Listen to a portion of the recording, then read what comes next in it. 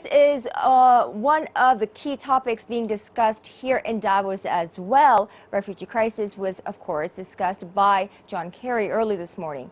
Our Kwon Soa took a more in-depth look at this problem and how Davos is trying to tackle that problem head-on. The refugee crisis, especially Syrian, is becoming an international problem that cannot be ignored any longer. Many refugees live life as refugee for more than 17 years.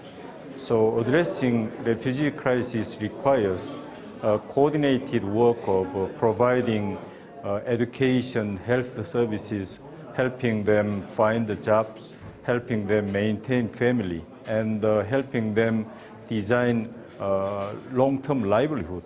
So we need to have creative ideas from the private sector to help governments address these issues.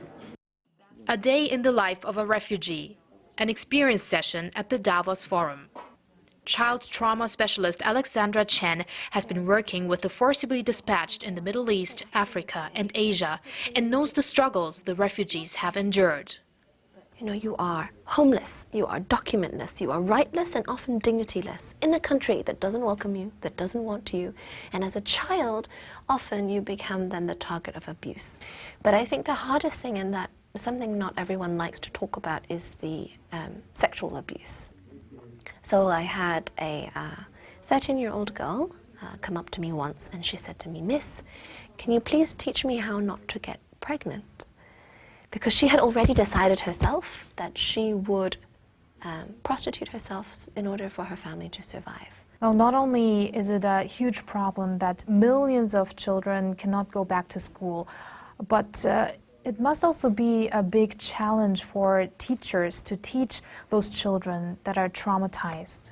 Absolutely. So I think, you know, the two challenges here, that is, after every war, after every war and every crisis, we hurriedly put children back into schools because we want them to be educated, and for good reason, right? But we forget that these children are not the same children, and yet we put them in the same schools. And so that's where something gets lost, because the children have suffered and then continue to suffer psychologically. And without the psychological support for the trauma that they've experienced and the toxic stress they experience every day, they can't focus in a classroom. Ideally, we combine education and the mental health fields together so that we have school counselors, we have social workers, we have psychotherapists who can support the teachers as well. The refugee crisis is a huge issue being dealt at this year's World Economic Forum, and for good reason. With the world's richest and most powerful leaders gathered in one small town, it's the perfect setting to raise the awareness and call for help. That's what 6 speakers took the opportunity to do at a press conference titled, "How Can We Secure Access to Education for 1 Million Refugees?" Less than 2% of dedicated humanitarian spending goes to education. So this is a global challenge, but of course it is focused on Syria and the surrounding countries. The former UK Prime Minister and current UN Special Envoy for Global Education, Gordon Brown, appealed to world leaders and business tycoons for a $250 million fund in the next 2 weeks. We've got to persuade countries around the world to add to what the European Union and other countries are going to offer and make sure that the funding is available for 1 million places. 2.8 million Syrian children are no longer attending school. Speakers warned that without education, an entire generation was at risk of being lost.